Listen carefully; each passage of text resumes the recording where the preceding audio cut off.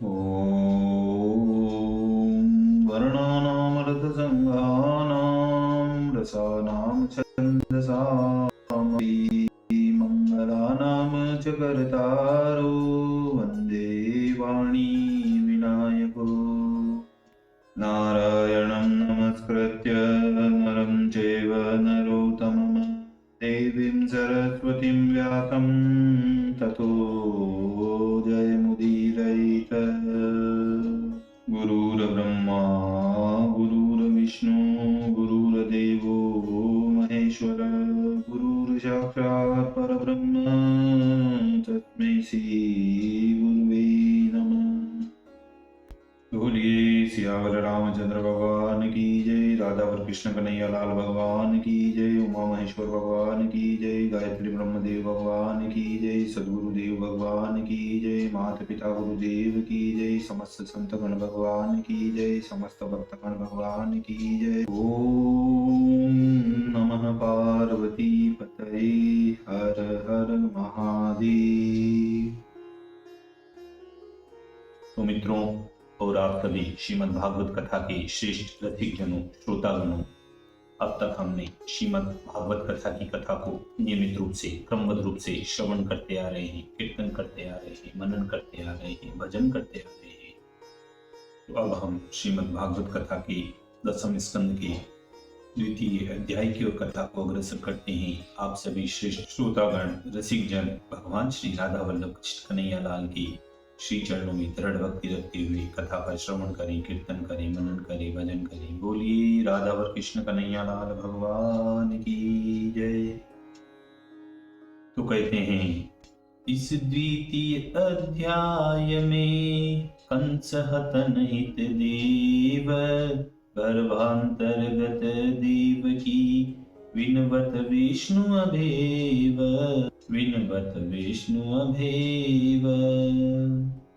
श्री सुखदेव जी बोले कि हे राजन, प्रलंबासुर, चाणूर, प्रणाव्रत, अथासुर, मुष्टि, अरिष्ट, द्विंद, पूतना, केशी, धेनुकासुर, असुरों के राजा वाणासुर और भौमासुर को संग लेकर मगध देश के राजा जरासंध आदि अपने संबंधियों की सहायता से महाबली कंस यादवों को अत्यंत दुख देने लगा। यादव लोग कंस के भय से दुखित होकर कुरुदेश, पांचाल, केकय, शाल्व, विदर्भ, निषद, वेदेह, कौशलादि देश में जाकर वास करने लगे और बहुत से अकुराधिक यादव लोग कंस के आज्ञाकारी बनकर दिन रात उनकी सेवा करने लगे। जब कंस ने देवकी के 6 बालक मार डाले, तब विष्णु भगवान की कला शेष जी, जिनका नाम कहते हैं, देवकी के गर्भ में स्थित हुए। यह गर्भ देवकी को हर्ष और शोक का बढ़ाने वाला हुआ, क्योंकि आनंद रूप भगवान का अवतार होगा, इस बात का हर्ष, और पहले के बालकों के समान इन बालकों को भी कंस मार डालेगा, इस बात का शोक दिन रात सताता रहता था। तब विश्व भावन भगवान ने जाना कि मेरे प्रिय यादवों को कंस बहुत दुख देता है।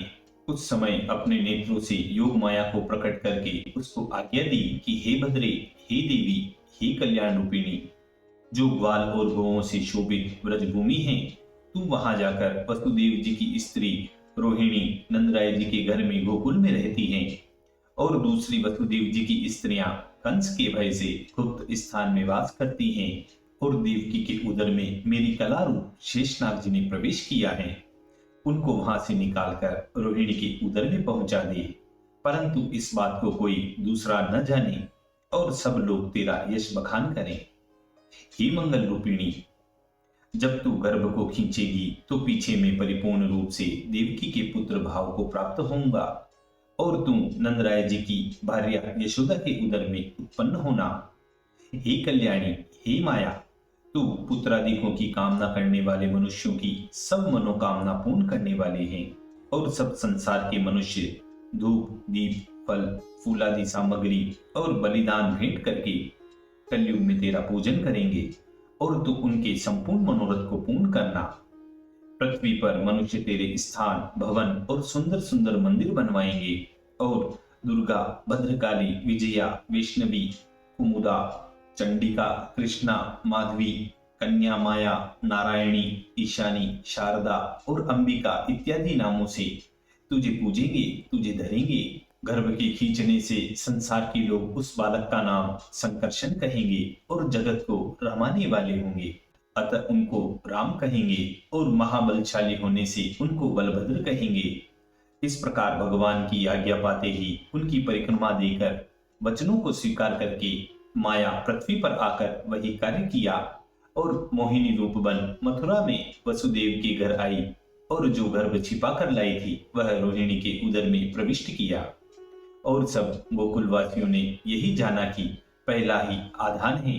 योग माया का भेद किसी को प्रकट न हुआ।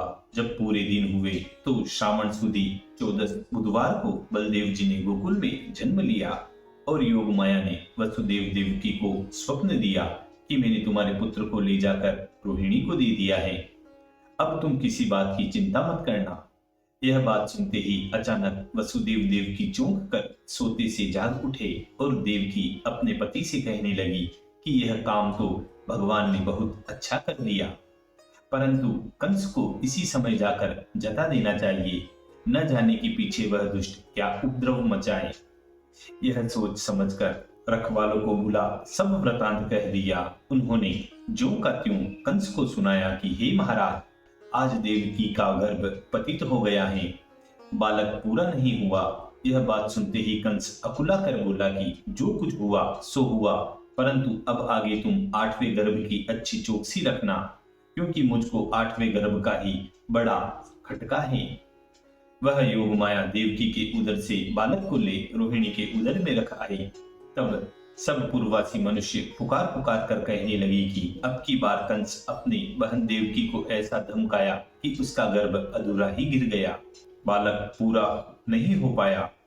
अपने भक्तों को अभयदान देने वाले विश्वात्मा भगवान अपने परिपूर्ण रूप से वसुदेव देवकी के मन में आकर प्रकट हुए। जब वसुदेव जी के मन में भगवान आकर उपस्थित हुए, तब सूर्य के तेज के समान वसुदेव जी में तेज हो गया। उस समय कोई मनुष्य तेज के प्रकाश के कारण वसुदेव जी के सन्मुख न आ सके, ऐसा तेजस्वी वसुदेव जी हो गए। फिर विश्व के कर्ता सर्वात्मा मूर्तिमान जो कि देवकी के पहले से ही विराजमान थे, उनको वसुदेव जी ने अपने मन से देवकी के मन में विराजमान किया। तब देवकी ने भगवान को इस प्रकार अपने मन से अपने शरीर में धारण कर लिया, जिसे पूर्व दिशा सर्व सुखदायक चंद्रमा को परम प्रेम से अपने हृदय में धारण करती है। जैसे घट के भीतर छिपे हुए दीपक का प्रकाश नहीं होता और ज्ञान वंचक पुरुषों में छिपी हुई विद्या दूसरे लोगों को आनंद नहीं दे सकती, वैसे ही सारे जगत के निवास स्थान रूप भगवान का निवास स्थान रूप होने पर भी कंस के कैद खाने में बंद होने के कारण देवकी अधिक शोभा को प्राप्त नहीं होती थी। अजीत भगवान के देवकी के उदर में रहने से कुछ कुछ कांति झलकने लगी। उस कांति ने बंदी ग्रह को प्रकाशमान कर दिया, और सुंदर रूप वाली देवकी मंद मंद मुस्कुराकर वसुदेव जी से कुछ कह रही थी। उसी समय वहां कंस आ पहुंचा, और गर्भ का प्रकाश देखकर कंस अपने मन में कहने लगा कि मेरे प्राणों का हरने वाला हरि रूप सिंह निश्चय इसी उदर रूप यम गुफा में आकर बैठा है, क्योंकि पहले इस देवकी का इतना तेज नहीं था। फिर तो कंस अपने मन में अनेक प्रकार के विचार करने लगा कि अब मैं शीघ्र इसके लिए क्या उपाय करूं। यह तो देवताओं का कार्य करने को आ ही पहुंचा है। अब सब प्रकार से मुझको निश्चय होता है कि यह अवश्य ही मुझको मारेगा। अब जो इस समय देवकी को मैं मारता हूं तो संसार में बड़ा अपयश होगा, क्योंकि एक तो स्त्री की जाति, दूसरे मेरी बहन है, और उस पर भी फिर गर्भिणी। जो मैंने इसको मार डाला तो सब संसार में मेरी अपकीर्ति होगी। दूसरी लक्ष्मी और आयु का नाश हो जाएगा, क्योंकि महात्मा के मुख से मैंने ऐसा सुना है कि गर्भवती पर जो पुरुष खींचत है तलवार, 7 जन्म लो नरक में जाय सहित परिवार, जाय सहित परिवार। जो मनुष्य संसार में दुष्टता करता है वह जीते ही जी मृतक के समान है, और उसके सन्मुख ही लोग बुरा कहते हैं और बारंबार धिक्कार देते हैं। निश्चय वह मनुष्य घोर नरक में जाता है। भगवान वासुदेव से वीर बांधकर पाप रूप कंस आप मरने को समर्थ स्वतंत्र था, तो भी इस घोरतम भाव से आप ही निर्वर्त होकर भगवान के जन्म की बाट देखने लगा। जब बैठते, उठते, सोते, जागते, भोजन करते और पृथ्वी पर विचरते इंद्रियों के ईश्वर भगवान की ही चिंता में रहता था और सब जगत को भगवत रूप ही देखता था। इतने में ब्रह्मा जी, महादेव जी, नारद आदि मुनि और ऋषियों समेत देवता और गंधर्व लोग वहां आकर गर्भ में ही सर्व कामनाओं के पूर्ण करने वाले भगवान वासुदेव की मधुर वाणी से स्तुति करने लगे और कहते हैं कि आप सत्य संकल्प और सत्य परायण हो। भूत, भविष्य, वर्तमान तीनों कालों में पृथ्वी, जल, पवन, तेज, आकाश इन पंचभूतों के कारण रूप हो और पंचभूतों के विनाश होने के समय आप ही अविष्ट रहते हो। समदृष्टि और मनोहर, वाणी प्रवर्तक और ज्ञानियों की प्रेरणा करने वाले सत्य रूप आप ही हो।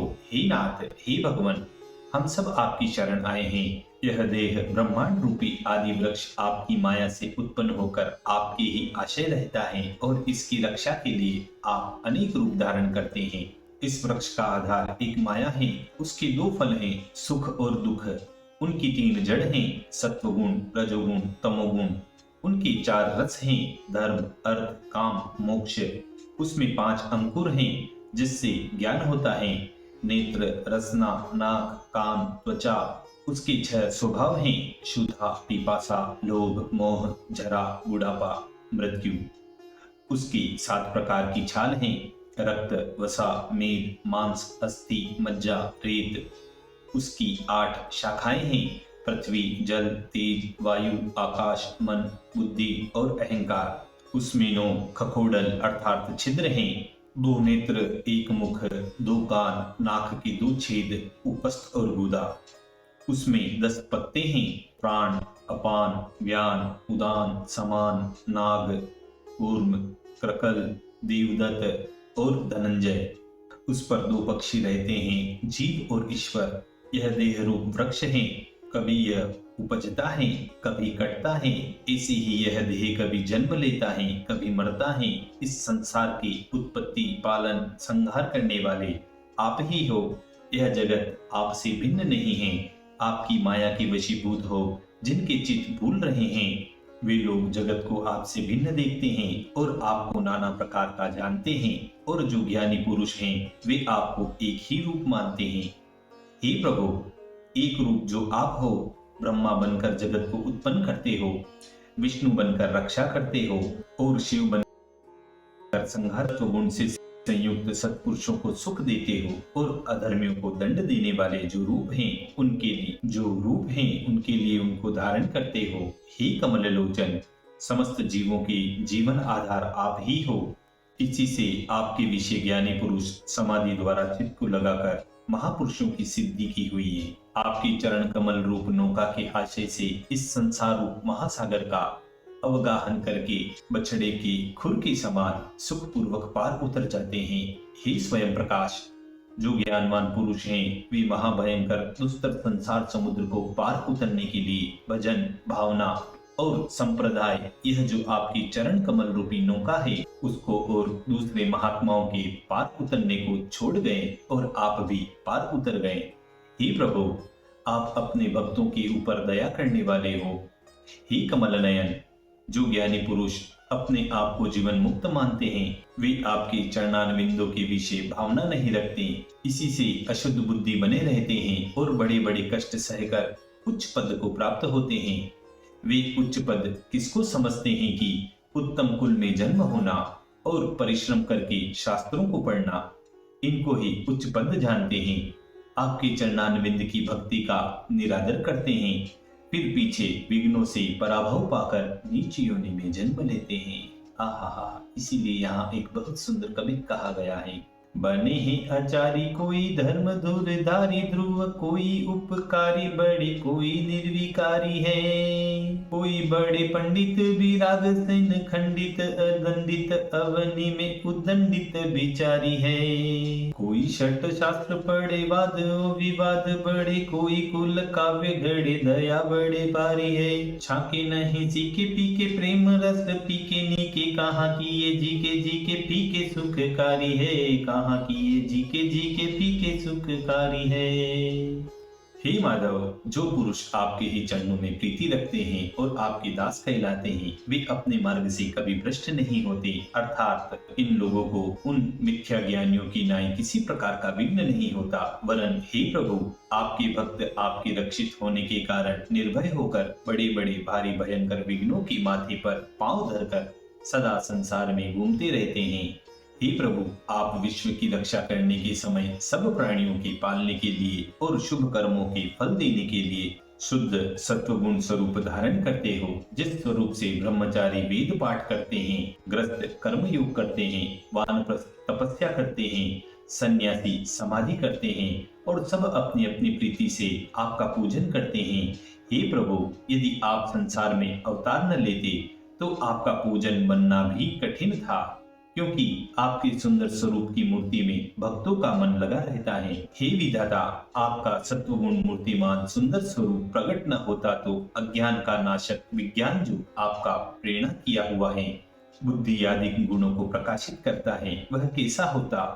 और आपकी सब प्रकार से उन गुणों के साक्षी हैं और ऐसे ही इंद्रियों के प्रकाश से आपके स्वरूप का अनुमान होता है, परंतु आपका स्वरूप नेत्रों के द्वारा प्रत्यक्ष देखने में नहीं आता।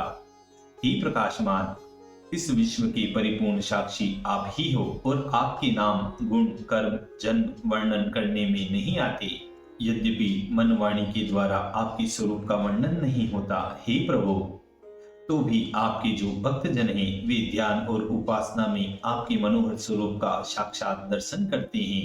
हे मंगल रूप, आपके जो मंगल रूप नाम हैं उनको कानों से सुनते हैं, जीहा से उच्चारण करते हैं और दूसरे मनुष्यों को सुंदर सुंदर आपकी कथा सुनाते हैं, स्मरण करते हैं और पूजन आदि क्रियाओं में और आपके चरणारविंदों में जिन मनुष्यों का मन लग रहा है, फिर संसार में उनका जन्म मरण नहीं होता। हे ईश, आपके अवतार लेने से और आपके चरणारविंद पृथ्वी पर रखने से भूमि का भार सब एक बार ही दूर हो जाएगा। यह बड़े आनंद की बात है कि आपके छोटे छोटे चरणारविंद पृथ्वी पर जब पड़ेंगे और उनका हम दर्शन करेंगे तो आप अपने वैकुंठ धाम को जानकर पृथ्वी और स्वर्ग पर कृपा दृष्टि करोगे और उनको हम अपने नेत्रों से देखेंगे। उस समय महामंगल होगा। हे भगवान, आप जो जन्म रहित हो, आपके जन्म लेने का कारण सिवाय क्रीड़ा और विनोद की दूसरा और कोई हमारी समझ में नहीं आता।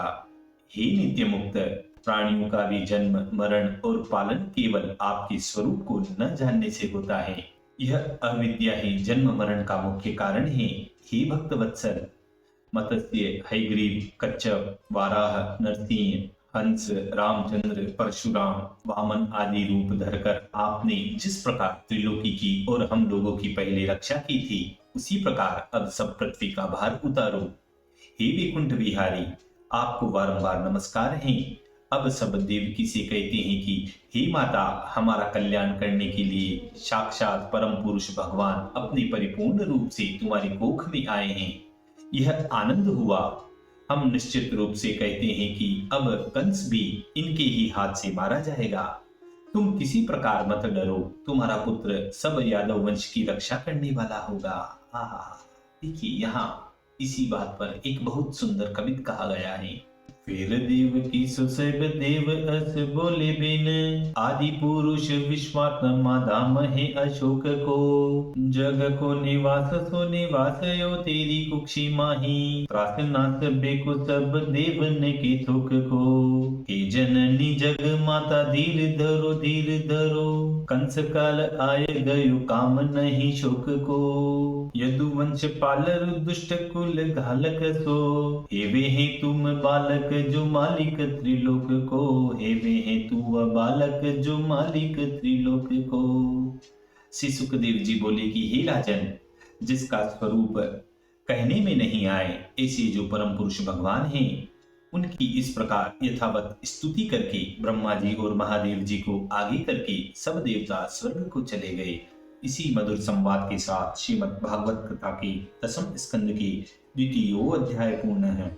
दूसरे अध्याय की पूर्णता व समाप्ति होती है। बोलिए श्री कृष्ण कन्हैया लाल भगवान की जय।